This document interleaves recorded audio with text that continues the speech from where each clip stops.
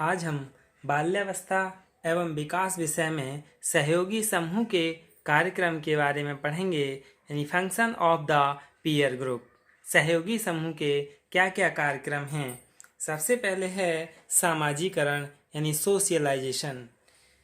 सहयोगी समूहों में प्रत्येक व्यक्ति दूसरों के साथ कैसा व्यवहार किया जाए, समूह में ठीक ढंग से कैसे रहा जाए और अपने समूह को मजबूत कैसे किया जाए आदि सीखता है। अच्छा परस्पर प्रभाव इस स्थान में लाया जाता है। इकट्ठे मिलकर चलाया गया एक साधारण प्रोग्राम उनको बहुत सारा ज्ञान देता है, यानी how each person should treat others in collaborative group properly and how to strengthen your group, etc. Good interaction is brought to this place. A simple program assembled together gives them a lot of knowledge. यानी जो सहयोगी समूह है उसमें प्रत्येक व्यक्ति यानी हर कोई व्यक्ति दूसरों के साथ कैसा व्यवहार किया जाए ये सब बातें सोचता है और किस ढंग से रहा जाए। तो वो क्या करता है, अपने ही समूह को मजबूत कैसे किया जाए, तो वो आपस में मिलकर यानी इकट्ठे मिलकर चलाया गया एक साधारण प्रोग्राम जो उनका बहुत सारा ज्ञान देता है, वह अपने समूह से ही इन सारी बातों को सीखता है। दूसरा है व्यवहारों में परिवर्तन यानी मॉडिफिकेशन ऑफ बिहेवियर।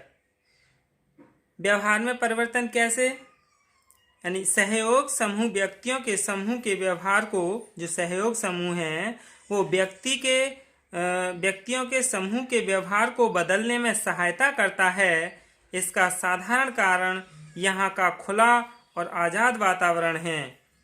अपने द्वारा उत्पन्न किए गए वातावरण में प्रत्येक व्यक्ति अपने व्यवहार के बदलाव के साथ अच्छा व्यक्ति बनता है।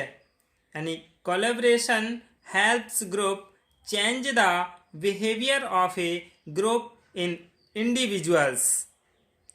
यानी जो सहयोग समूह है उसमें व्यक्ति अपने व्यवहार में बदलने में कोशिश करता है, बदलने में सहायता मिलती है और खुले और आज़ाद वातावरण में रहता है अपने समूह में। और जो वातावरण यानी समूह में जो उत्पन्न किया गया वातावरण है उसमें प्रत्येक व्यक्ति अपने व्यवहार में बदलने के साथ अच्छा व्यक्ति बनता है। अगला है हम भावनाएं यानी वी फीलिंग्स। हमारी भावनाएं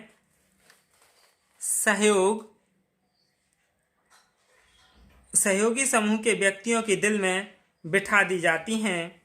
व्यक्ति महसूस करता है कि उसका एक समूह के साथ संबंध है, वह अपने आप को बहुत ज़्यादा सुरक्षित महसूस करता है और इसके बाद उसके अंदर नई भावनाएं पैदा होती हैं। इकट्ठे रहने से वह अपने आप को शक्तिशाली महसूस करता है। Our feelings are embedded in the hearts of the individuals of the support group. The person feels that he has a relationship with a group. I feel very safe and new feelings arise inside it.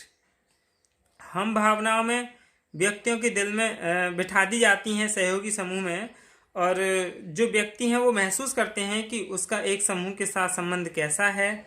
वह अपने आप को बहुत ज़्यादा सुरक्षित महसूस करता है और उसके अंदर नई भावनाएं उत्पन्न हो जाती हैं, पैदा हो जाती हैं। अगला है चहुमुखी विकास में सहायक यानी helps in all round development. कक्षा में सीखने की जगह सहयोगी समूह व्यक्ति को पूर्ण रूप में आज़ादी यानी फ्रीडम और आपस में एक दूसरे के साथ मिलने के बहुत ज़्यादा अवसर प्रदान करता है, यानी वहाँ मिलने के बहुत सारे चांस देता है। वह इकट्ठे सीखने के योग्य होते हैं, यानी जब समूह में सभी बच्चे एक जगह इकट्ठे होते हैं तो वहाँ सीखते हैं, सीखने के योग्य होते हैं। वह इकट्ठे खेलने के योग्य होते हैं। वह एक दूसरे के साथ अच्छा परस्पर संबंध रखने के योग्य होते हैं। वह व्यक्ति की चातुर्य बुद्धि और विकास में सहायता करते हैं। हम किशोरावस्था में साथियों के दबाव की कुछ वास्तविकताएं जान लेते हैं, यानी some facts about peer pressure during adolescence, यानी किशोर अवस्था में संगी साथियों की कुछ वास्तविकताएं हैं। वो कैसी वास्तविकताएं हैं, इन्हें जान लेते हैं। यानी सबसे पहले किशोर अपने माता पिता या परिवार की अपेक्षा अपने मित्रों के साथ अधिक समय बिताना चाहते हैं, परिवार के आदर्श और मूल्यों को नकारने लगते हैं, अपने जीवन के मूल्य स्वयं गढ़ने का प्रयत्न करते हैं। किशोर बहुत से मित्र बनाते हैं और समूह बनाकर समूह प्रवृत्ति का प्रदर्शन करते हैं। The teenagers स्ट्रैक्ट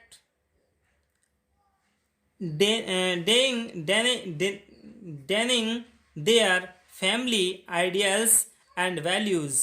Teens make many friends and demonstrate the group tendency by forming groups. यानी वो क्या है, अपने घर वाले या माता पिता के जो आदर्श हैं उन्हें नकारना शुरू कर देता है और जो उसके साथी होते हैं उनके आदर्श को वह अपनाना शुरू कर देता है। किशोर विभिन्न तरीकों से साथियों का दबाव अनुभव करते हैं, यानी सबसे पहले सीधा दबाव और फिर एक घुमा फिरा कर दबाव। यानी डायरेक्ट दबाव में क्या करता है, वो डायरेक्ट प्रेशर में किशोर कोई कार्य न करना चाहे, वह नापसंद करता हो, परंतु साथियों की धौंस या धमकाने पर करना पड़े तो इसे सीधा दबाव कहते हैं। फिर ऐसी में घुमा फिरा कर दबाव यानी इनडायरेक्ट प्रेशर, इसमें यह दबाव बहुत आयत होता है। किशोर उसी तरह से बात करता है, कपड़े पहनता है या कोई काम करता है जिससे उसे लगता है कि वह अपने समूह में स्वीकार होगा, क्योंकि उसके साथी भी ऐसा ही कर रहे हैं। यानी जैसा उसके साथी करते हैं वैसा ही वो करने लगता है। यदि उसके साथी नशा या ड्रिंक करते हैं तो वह बालक भी नशा या ड्रिंक करने की कोशिश करता है, नहीं तो उसे उस समूह में स्वीकार नहीं होगा।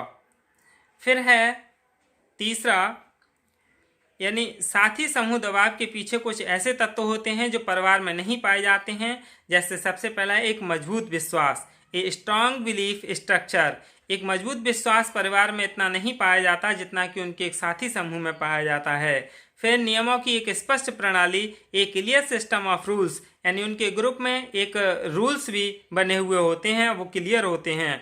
वर्जित विषयों पर बातचीत जैसे नशा, सेक्स और धार्मिक प्रकरण, यानी डिस्कशन अबाउट तवाकू subject as during sex and religion, यानी वह इन सभी बातों पर खुल के अपने समूह में बात कर लेता है और परिवार में ऐसा नहीं कर पाता है। शैक्षिक सफलता, मादक द्रव्यों के सेवन, जेंडर भूमिका से साथी समूह का दबाव मजबूत संबंध रखता है। साथी समूह दबाव हमेशा नकारात्मक नहीं होता। साथी समूह के दबाव सामाजिक रीति और तौर तरीकों को भी सीखते हैं और अपनी स्वायत्तता का भी प्रयोग कर सकते हैं। अपनी रुचियों के अनुसार चुनौतीपूर्ण कार्यों को करने के लिए भी प्रेरित हो सकते हैं।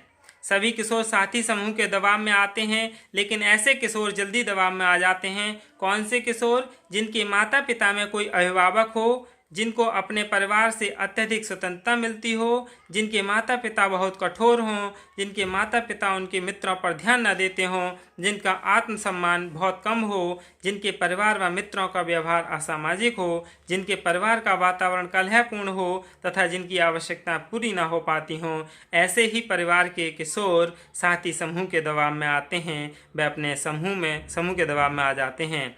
अक्सर कुछ जुमले साथी समूह का दबाव बढ़ाते हैं। जैसे कोई किशोर किसी कार्य को करने में हिचकिचाता है तो साथी इस प्रकार कहते हैं, आओ आओ, भागो मत, डरो मत, किसी को पता नहीं चलेगा। यानी इस तरह से वो क्या है, उन्हें उकसाते हैं। किशोर अपने समूह से अलग थलग न पड़ जाने के डर से साथी समूह के दबाव में जल्दी आ जाते हैं। यही क्या है, साथी समूह के यानी सहयोगी समूह के कार्यक्रम हैं। धन्यवाद।